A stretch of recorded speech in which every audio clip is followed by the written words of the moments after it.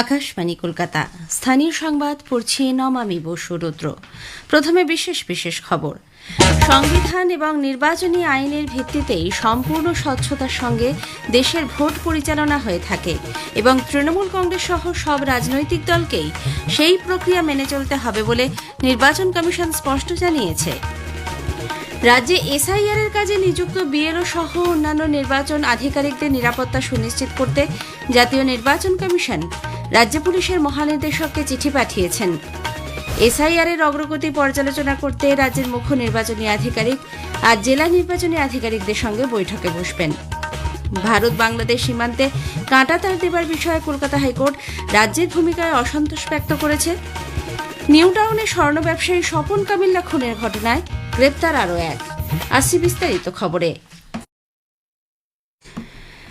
সংবিধান এবং নির্বাচনী আইনের ভিত্তিতেই সম্পূর্ণ স্বচ্ছতার সঙ্গে দেশের নির্বাচনী তালিকা প্রস্তুতি থেকে শুরু করে ভোট পরিচালনা হয়ে থাকে এবং তৃণমূল কংগ্রেস সহ সব রাজনৈতিক দলকেই সেই প্রক্রিয়া মেনে চলতে হবে বলে নির্বাচন কমিশন স্পষ্ট জানিয়েছে।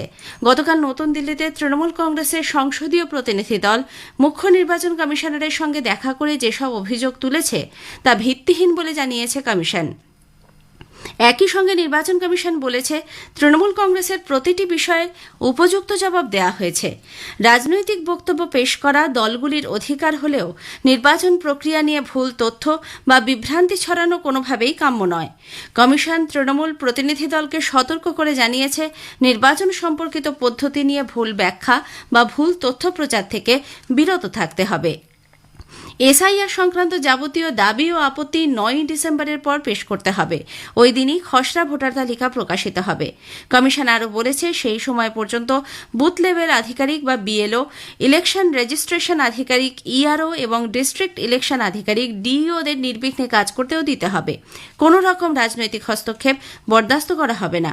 বিএলও এবং ইআরওদের জন্য কমিশন যে বর্ধিত ভাতা অনুমোদন করেছে তা এখনও রাজ্য সরকার না দেওয়ায় বিস্ময় প্রকাশ করে কমিশন। অবিলম্বে এই বর্ধিত সম্মানী প্রদানেরও নির্দেশ দেওয়া হয়েছে। রাজ্যে এসআইআর এর কাজে নিযুক্ত বিএলও এবং অন্যান্য নির্বাচন আধিকারিকদের নিরাপত্তা সুনিশ্চিত করতে জাতীয় নির্বাচন কমিশন রাজ্য পুলিশের মহানির্দেশককে চিঠি পাঠিয়েছেন। এই নিয়ে সংশ্লিষ্ট আধিকারিকদের নিরাপত্তার বিষয়ে উদ্বেগ প্রকাশ করে গত 3 দিনের মধ্যে দ্বিতীয়বার চিঠি পাঠানো হল।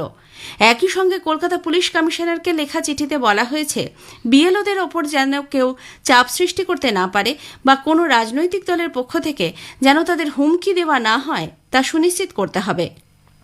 কমিশন ডিইওদের স্পষ্ট জানিয়ে দিয়েছে, সারা দেশে যেভাবে হচ্ছে সেভাবেই বস্তি অঞ্চল, বহুতল বাড়ি এবং গেট দেওয়া আবাসিক এলাকার মধ্যে পোলিং স্টেশনের ব্যবস্থা রাখতে হবে। সাম্প্রতিককালে রাজ্যের মুখ্য নির্বাচনী আধিকারিকের অফিসে যেভাবে নিরাপত্তা বিঘ্নিত হয়েছিল তা নিয়েও উদ্বেগ প্রকাশ করেছে নির্বাচন কমিশন। দপ্তরকে নিরাপদ স্থানে সরিয়ে নিয়ে যাওয়ার জন্য ব্যবস্থা নিতে বলা হয়েছে। রাজ্য নির্বাচন দপ্তরের নতুন অফিসেও যাতে নিশ্ছিদ্র নিরাপত্তা থাকে সেদিকে বিশেষভাবে নজর দেওয়ার নির্দেশ দেওয়া হয়েছে। এদিকে বিজেপির রাজ্য সভাপতি শ্রমিক ভট্টাচার্য অভিযোগ করেছেন, মৃত ভোটারদের নাম তালিকায় রেখে দেওয়ার জন্য নানাভাবে বিএলওদের ওপর চাপ সৃষ্টি করা হচ্ছে। এ ব্যাপারে প্রামাণ্য নথি কমিশনের হাতে তুলে দেওয়া হবে। বিভিন্ন হোয়াটসঅ্যাপে বিভিন্ন গ্রুপ করে বিএলওদের কাছে তৃণমূল কংগ্রেস নির্দেশ পাঠাচ্ছে যে এখন পর্যন্ত যা আপলোড করে দেওয়া হয়েছে কিন্তু সমস্ত ফর্ম জমা নিতে হবে। মৃত কোনো ব্যক্তির নামকেও বাইরে রাখা যাবে না, তাকেও আমরা ভোটার লিস্টে রেখে দেব। এই পরিস্থিতি তৈরি হওয়ার কারণে আমরা আগামী সপ্তাহে সমস্ত নথি নিয়ে আমরা জাতীয় নির্বাচন কমিশনের কাছে যাব। রাজ্যে এসআইআর প্রক্রিয়ার ওপর কঠোর নজরদারির জন্য নির্বাচন কমিশন বিশেষ রোল অবজারভার নিয়োগ করেছে। প্রাক্তন আইএএস আধিকারিক সুব্রত গুপ্তকে ওই পদে নিয়োগ করা হয়েছে। কমিশন সূত্রে খবর, রাজ্যে এসআইআর এর তালিকা তৈরি হচ্ছে, তার প্রতিটি দফা বিশদভাবে খতিয়ে দেখার দায়িত্ব থাকছে তাঁর উপরেই। জানা গেছে, এই স্পেশাল রোল অবজারভারের সঙ্গে থাকছেন আরও 12 জন আইএএস আধিকারিকের একটি বিশেষ দল। রাজ্যে ভোটার তালিকা সংশোধন প্রক্রিয়ায় স্বচ্ছতা বজায় রাখা, অভিযোগ যাচাই এবং সমস্ত তথ্য পুনরায় পরীক্ষা করার কাজই মূলত তাদের রয়েছে। ভোটার তালিকায় বিশেষ নিবিড় সংশোধন বা এসআইআর এর অগ্রগতি পর্যালোচনা করতে রাজ্যের মুখ্য নির্বাচনী আধিকারিক মনোজ কুমার আগরওয়াল আজ রাজ্যের জেলা নির্বাচনী আধিকারিকদের সঙ্গে বৈঠকে বসবেন। বিকেল 4টায় ভিডিও কনফারেন্সের মাধ্যমে আয়োজিত ওই বৈঠকে জেলা নির্বাচনী আধিকারিকদের পাশাপাশি ইলেকটোরাল রেজিস্ট্রেশন অফিসার বা ইআরওদের যোগ দেওয়ার জন্য সব জেলা নির্বাচনী আধিকারিকদের নির্দেশ দেওয়া হয়েছে।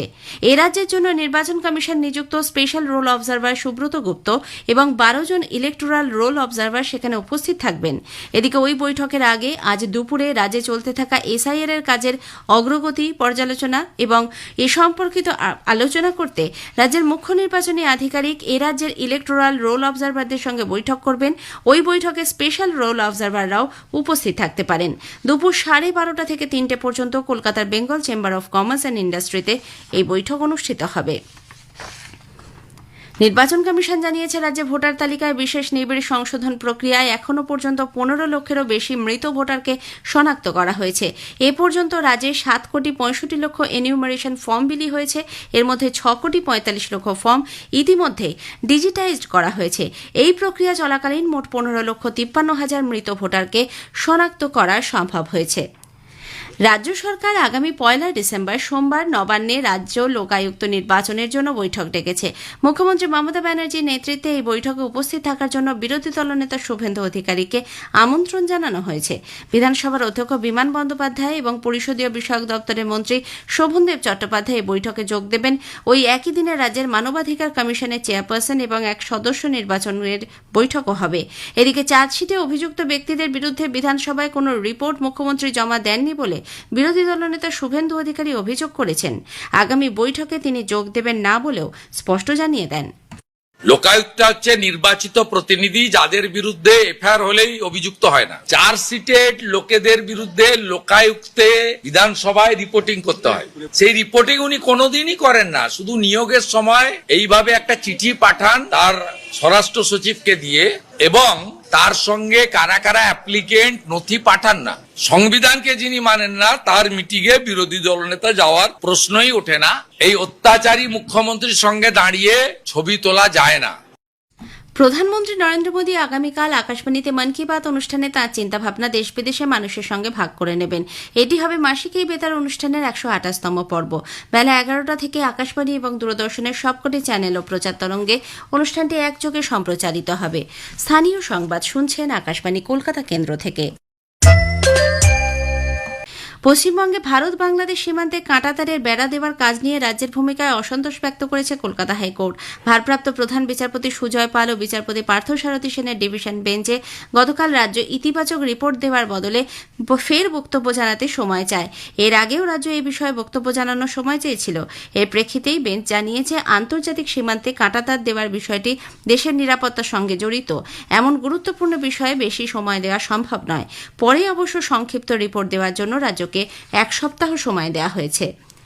কলকাতা হাইকোর্ট আগামী সোমবার 1 ডিসেম্বর বিজেপিকে শর্ত সাপেক্ষে পূর্ব মেদিনীপুরের খেজুরিতে জনসভা করার অনুমতি দিয়েছে। বিচারপতি শুভ্রা ঘোষ তাঁর নির্দেশে জানিয়েছেন, সন্ধ্যে 7:30টার মধ্যে সভা শেষ করতে হবে। এজন্য বাঁশকুড়া বাজার কমিটির থেকে লিখিত অনুমতি নিতে হবে বিজেপিকে। জনসভাতে 2000-এর বেশি লোক উপস্থিত থাকতে পারবেন না। যে মাঠে সভা হবে সেই মাঠ 2 দিনের মধ্যে স্বাভাবিক অবস্থায় ফিরিয়ে দিতে হবে। পশ্চিম বর্ধমানের আসানসোলে বিজেপির দলীয় কার্যালয়ে পুরুলিয়া, বাঁকুড়া, বিষ্ণুপুর এবং আসানসোল 4 সাংগঠনিক জেলার বিশেষ কার্যকরণ বৈঠক অনুষ্ঠিত হয়েছে। উপস্থিত ছিলেন কেন্দ্রীয় বন, পরিবেশ ও জলবায়ু পরিবর্তন বিষয়ক মন্ত্রী তথা দলের এ রাজ্যের দায়িত্বপ্রাপ্ত ভূপেন্দর যাদব। 4 সাংগঠনিক জেলা নেতৃত্ব বৈঠকে যোগ দেন। সেখানে আসন্ন সাংগঠনিক কর্মসূচি, বুথভিত্তিক শক্তি বৃদ্ধি, জনসংযোগ বাড়ানো এবং কেন্দ্রীয় প্রকল্পের বাস্তবায়ন নিয়ে বিশদে আলোচনা হয়। নিউ টাউনের যাত্রাগাছিতে স্বর্ণ ব্যবসায়ী স্বপন কামিল্লার খুনের ঘটনায় গতকাল গোবিন্দ সরকার নামে আরও একজনকে গ্রেপ্তার করা হয়েছে। রাজগঞ্জের বিডিও প্রশান্ত বর্মনের ঘনিষ্ঠ গোবিন্দ সরকারকে কোচবিহারের পুন্ডিবাড়ি থেকে গ্রেপ্তার করে পুলিশ। এই নিয়ে ওই ঘটনায় মোট 5 জনকে গ্রেপ্তার করা হলো। যদিও স্বপনের পরিবারের পক্ষ থেকে প্রশান্ত বর্মনকে গ্রেপ্তারের দাবি জানানো হয়েছে। মুর্শিদাবাদের বহরমপুর থানার কুমারদহ ঘাট এলাকায় তৃণমূল কংগ্রেস নেতা খুনের ঘটনায় চাঞ্চল্য ছড়িয়েছে। বহরমপুর পঞ্চায়েত সমিতির সভাপতি আইজাজউদ্দিন শেখের শ্যালক হায়াতুল্লাহ শেখ স্থানীয় অঞ্চল কমিটির সদস্য।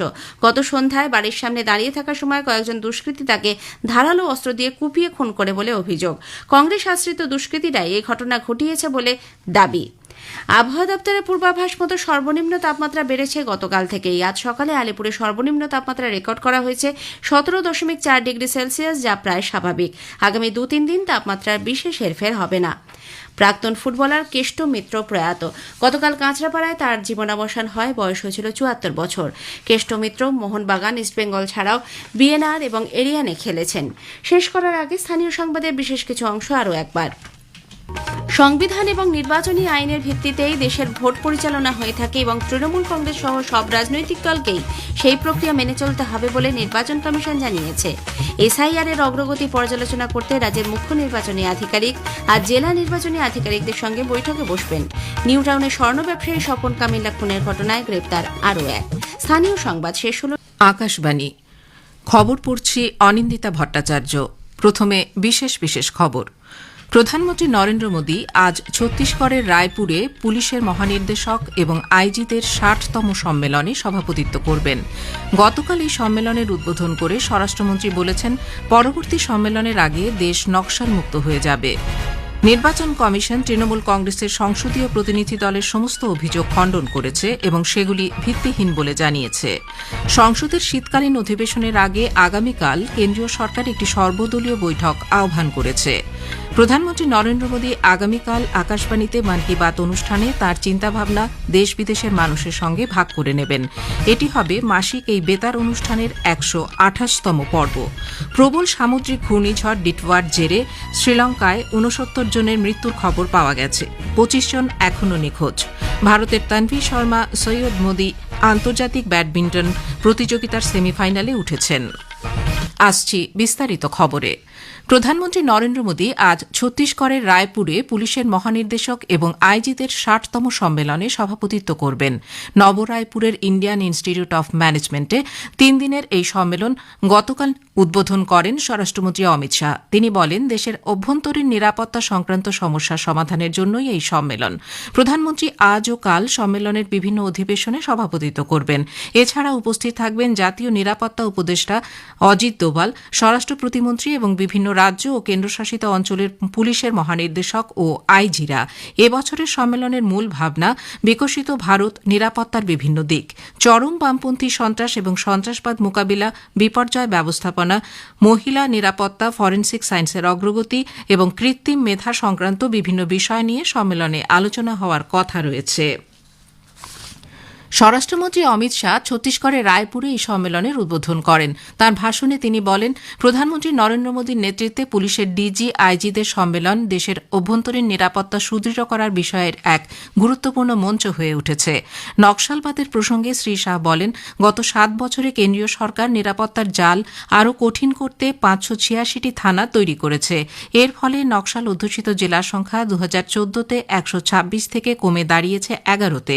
পরবর্তী ডিজি আইজিদের সম্মেলনের আগে দেশ নকশালমুক্ত হয়ে যাবে বলে প্রত্যয় ব্যক্ত করেন তিনি। নকশালবাদ, উত্তর পূর্বাঞ্চল এবং জম্মু কাশ্মীর দেশের নিরাপত্তার ক্ষেত্রে এমন ৩টি হটস্পট যা লাগাতার দেশকে ক্ষতবিক্ষত করে আসছিল। মোদী সরকারের আমলে এই সমস্যার স্থায়ী সমাধান হয়েছে বলে স্বরাষ্ট্রমন্ত্রী জানান। ছত্তিশগড়ের বস্তার এলাকার জগদলপুরে গতকাল ১০ জন মাওবাদী আত্মসমর্পণ করেছে। এদের মধ্যে আছেন ঝিরাম উপত্যকা হামলাকাণ্ডের মুখ্য অভিযুক্ত চৈতু ওরফে শ্যামদাদা। পুলিশ জানিয়েছে, অন্ধ্রপ্রদেশের বাসিন্দা চৈরতু দরভা কাটে কল্যাণ, বৈরামগড় ও মালানগিরি এলাকায় সক্রিয় ছিল। জানা গেছে, দরভা ডিভিশনের নেতৃত্ব দিত সে। উল্লেখ্য, ২০১৩ সালে ঝিরম উপত্যকা হামলার ঘটনায় প্রবীণ কংগ্রেস নেতৃত্ব সহ মোট ৩০ জনের মৃত্যু হয়েছিল। নির্বাচন কমিশন তৃণমূল কংগ্রেসের সংসদীয় প্রতিনিধি দলের সমস্ত অভিযোগ খণ্ডন করেছে এবং সেগুলি ভিত্তিহীন বলে জানিয়েছে। গতকাল নতুন দিল্লিতে তৃণমূল কংগ্রেসের একটি ১০ সদস্যের প্রতিনিধি দল রাজ্যসভার সদস্য ডেরেক ও ব্রায়ানের নেতৃত্বে নির্বাচন কমিশনের সঙ্গে দেখা করে। পশ্চিমবঙ্গে ভোটার তালিকার নিবিড় সংশোধনী বা এসআইআর এর কাজকর্ম সংক্রান্ত নানা অভিযোগ তুলে ধরেন তারা। এই অভিযোগের বিরুদ্ধে প্রতিটি বিষয়ের উপযুক্ত জবাব দেওয়া হয়েছে বলে জানায় নির্বাচন কমিশন। কমিশন তাদের জানিয়েছে, যাবতীয় দাবি ও আপত্তি 9 ডিসেম্বরের পর পেশ করতে হবে। ওই দিনই খসড়া ভোটার তালিকা প্রকাশিত হবে। কমিশন আরও বলেছে, সেই সময় পর্যন্ত বুথ লেভেল অফিসার বা BLO, election registration officer ERO এবং ডিস্ট্রিক্ট ইলেকশন অফিসার ডিইওদের নির্বিঘ্নে কাজ করতে দিতে হবে। কোনো রকম রাজনৈতিক হস্তক্ষেপ বরদাস্ত করা হবে না। এদিকে কমিশনের পক্ষ থেকে রাজ্য পুলিশের মহানির্দেশক এবং কলকাতার পুলিশ কমিশনারকে চিঠি লিখে বলা হয়েছে, বিএলওদের ওপর কেউ যেন চাপ সৃষ্টি করতে না পারে। কোনো রাজনৈতিক দলের পক্ষ থেকে যেন তাদের হুমকি দেওয়া না হয় তা সুনিশ্চিত করতে হবে। সংসদের শীতকালীন অধিবেশনের আগে আগামী রবিবার 30 নভেম্বর সরকার এক সর্বদলীয় বৈঠক আহ্বান করেছে। শীতকালীন অধিবেশন শুরু হওয়ার কথা আগামী সোমবার। সর্বদলীয় বৈঠকে উপস্থিত থাকবেন সংসদ বিষয়ক মন্ত্রী কিরেন রিজিজু এবং বিভিন্ন দলের নেতারা। রাজ্যসভা এবং লোকসভা শীতকালীন অধিবেশন যাতে নির্বিঘ্নে সম্পন্ন হয় সেই লক্ষ্যে এই বৈঠকে আলোচনা হওয়ার কথা রয়েছে। আফগানিস্তানে চিকিৎসা ক্ষেত্রে জরুরি আপৎকালীন চাহিদা মেটাতে ভারত কাবুলে 73 টন জীবনদায়ী ওষুধ, প্রতিষেধক এবং অত্যাবশ্যক সহায়ক সরঞ্জাম পাঠিয়েছে। বিদেশ মন্ত্রকের পক্ষ থেকে সামাজিক মাধ্যমে এক বার্তায় জানানো হয়েছে, এর ফলে আফগানিস্তানের স্বাস্থ্য পরিষেবার ক্ষেত্রে আপৎকালীন চাহিদা মিটবে। প্রধানমন্ত্রী নরেন্দ্র মোদী আগামীকাল আকাশবাণীতে মন কি বাত অনুষ্ঠানে তার চিন্তাভাবনা দেশ বিদেশের মানুষের সঙ্গে ভাগ করে নেবেন। এটি হবে মাসিক এই বেতার অনুষ্ঠানের 128তম পর্ব। বেলা 11টা থেকে আকাশবাণী এবং দূরদর্শনের সবকটি চ্যানেল এবং আকাশবাণীর news on AIR website, mobile app, প্রধানমন্ত্রীর দপ্তর, তথ্য ও সম্প্রচার মন্ত্রকের ওয়েবসাইট ও ইউটিউব চ্যানেলে এই অনুষ্ঠান সম্প্রচারিত হবে। হিন্দিতে এই অনুষ্ঠান সম্প্রচারিত হবার পরেই আঞ্চলিক ভাষায় শোনা যাবে এর তর্জমা। খবর প্রচারিত হচ্ছে আকাশবাণী থেকে। প্রবল সামুদ্রিক ঘূর্ণিঝড় ডিটওয়ার জেরে শ্রীলঙ্কায় 69 জনের মৃত্যুর খবর পাওয়া গেছে। 34 জন এখনও নিখোঁজ। বিভিন্ন জেলায় প্রায় 2,19,000 মানুষ ক্ষতিগ্রস্ত হয়েছেন। বৃষ্টি হয়েছে 300 মিলিমিটারের বেশি। বন্যা ও ভূমিধসের ফলে যোগাযোগ ব্যবস্থা বিচ্ছিন্ন। এই পরিস্থিতিতে ভারত অপারেশন সাগর বন্ধুর মাধ্যমে প্রতিবেশী দ্বীপরাষ্ট্রকে সাহায্যের হাত বাড়িয়ে দিচ্ছে। বিপর্যয় মোকাবিলা সংক্রান্ত নানা সরঞ্জাম ও ওষুধ নিয়ে আইএনএস বিক্রান্ত ও আইএনএস উদয়গিরি কলম্বোয় পৌঁছে ত্রাণ সামগ্রী সেদেশের কর্তৃপক্ষের হাতে পৌঁছে দিয়েছে বলে জানান বিদেশমন্ত্রী ড এস জয়শঙ্কর। হোয়াইট হাউসের কাছে 2 জন নিরাপত্তা কর্মীর ওপর এক আফগান নাগরিক গুলি চালনার পর মার্কিন রাষ্ট্রপতি ডোনাল্ড ট্রাম্প অভিবাসনের বিষয়ে তাঁর সিদ্ধান্ত ঢালাওভাবে রূপায়িত করার কথা ঘোষণা করেছেন। মার্কিন রাষ্ট্রপতির বক্তব্য, তৃতীয় বিশ্বের দেশগুলি থেকে আমেরিকায় অভিবাসনে স্থায়ীভাবে তিনি বন্ধ করতে চান। ডোনাল্ড ট্রাম্পের এই প্রস্তাবিত উদ্যোগ রূপায়িত হলে শিক্ষা, কাজ, নিরাপত্তা এবং রাজনৈতিক আশ্রয়ের জন্য মার্কিন যুক্তরাষ্ট্রে যেতে আগ্রহী লক্ষ লক্ষ মানুষের উপর তাৎপর্যপূর্ণভাবে বিরূপ প্রভাব পড়বে। শীর্ষস্থানীয় বালুচ মানবাধিকার কর্মী মীর ইয়ার বালুচ গতকাল মার্কিন প্রেসিডেন্ট ডোনাল্ড ট্রাম্পের প্রশাসন এবং তার তদন্ত সংস্থাগুলিকে বিশ্ব নিরাপত্তায় পাকিস্তানের ভূমিকা পুঙ্খানুপুঙ্খভাবে পুনর্মূল্যায়ন করার এবং দেশটিকে সন্ত্রাসী তালিকার শীর্ষে রাখার কথা বিবেচনা করার আহ্বান জানিয়েছেন, কারণ তাদের অতীত ইতিহাস রয়েছে। ভারতীয় নৌবাহিনীর MH-60 আর হেলিকপ্টারের বহরের জন্য সুস্থায়ী সহায়তা সুরক্ষিত করার কাজে প্রতিরক্ষা মন্ত্রণালয় মার্কিন যুক্তরাষ্ট্রের সঙ্গে letter of offer and acceptance স্বাক্ষর করেছে। 7,900 কোটি টাকারও বেশি মূল্যের এই চুক্তি নয়াদিল্লিতে ফরেন মিলিটারি সেলস প্রোগ্রামের আওতায় আনুষ্ঠানিকভাবে সম্পাদিত হয়। ভারতীয় আবহাওয়া দপ্তর জানিয়েছে, ঘূর্ণিঝড় ডিটওয়া শ্রীলঙ্কা উপকূল এবং সংলগ্ন দক্ষিণ পশ্চিম বঙ্গোপসাগর জুড়ে উত্তর উত্তর পশ্চিম দিকে অগ্রসর হয়ে আগামীকাল ভোরের মধ্যে উত্তর তামিলনাড়ু, পুদুচেরি এবং সংলগ্ন দক্ষিণ অন্ধ্রপ্রদেশ উপকূলে পৌঁছতে পারে। ঘূর্ণিঝড়ের প্রেক্ষিতে আগামী মাসের 1 তারিখ পর্যন্ত তামিলনাড়ু, পুদুচেরি, দক্ষিণ অন্ধ্রপ্রদেশ এবং শ্রীলঙ্কার উপকূলবর্তী অঞ্চলে মৎস্যজীবীদের সমুদ্রে যেতে নিষেধ করা হয়েছে। গোয়ার শ্যামাপ্রসাদ মুখার্জি ইন্ডোর স্টেডিয়ামে গতকাল 56তম আন্তর্জাতিক চলচ্চিত্র উৎসবের সমাপ্তি অনুষ্ঠানের আসর বসে। সমাপ্তি অনুষ্ঠানে 50 বছর ধরে ভারতীয় চলচ্চিত্রে অবদানের জন্য সুপারস্টার রজনীকান্তকে স্মারক দিয়ে সম্মানিত করেন গোয়ার মুখ্যমন্ত্রী Pramod Sawant. Every year IFFI is getting new flavors. It's enhancing the festival we are witnessing, and we will see the festival motives to promote our Indian cinema to the global. This IFFI is giving a platform to the young cinema producers to take up them to the global level. Bharat 7 0 গোলে চিলিকে হারিয়ে পুরুষদের junior hockey বিশ্বকাপ অভিযান শুরু করেছে। চেন্নাইয়ের mayor Radhakrishnan hockey স্টেডিয়ামে গতকাল এই ম্যাচে ভারতের রোশন কুজুর ও দিলরাজ সিং 2টি গোল করেছেন। ভারতের তানভি শর্মা সৈয়দ মোদি আন্তর্জাতিক ব্যাডমিন্টন প্রতিযোগিতার সেমিফাইনালে উঠেছেন। লখনৌতে গতকাল কোয়ার্টার ফাইনালে ষোড়শী তানভি হংকংয়ের সেনিয়ান হ্যাপিলোকে 21-13, 21-19 হারিয়ে দেন। শেষ করার আগে বিশেষ খবর আরও একবার। প্রধানমন্ত্রী নরেন্দ্র মোদী আজ ছত্তিশগড়ের রায়পুরে পুলিশের মহানির্দেশক এবং আইজিদের 60তম সম্মেলনে সভাপতিত্ব করবেন। গতকাল এই সম্মেলনের উদ্বোধন করে স্বরাষ্ট্রমন্ত্রী বলেছেন, পরবর্তী সম্মেলনের আগে দেশ নকশাল মুক্ত হয়ে যাবে। নির্বাচন কমিশন তৃণমূল কংগ্রেসের সংসদীয় প্রতিনিধি দলের সমস্ত অভিযোগ খণ্ডন করেছে এবং সেগুলি ভিত্তিহীন বলে জানিয়েছে। সংসদের শীতকালীন অধিবেশনের আগে আগামীকাল কেন্দ্রীয় সরকার একটি সর্বদলীয় বৈঠক আহ্বান করেছে। ভারতের তানভি শর্মা সৈয়দ মোদি আন্তর্জাতিক ব্যাডমিন্টন প্রতিযোগিতার সেমিফাইনালে উঠেছেন। খবর এখনকার মতো শেষ হল।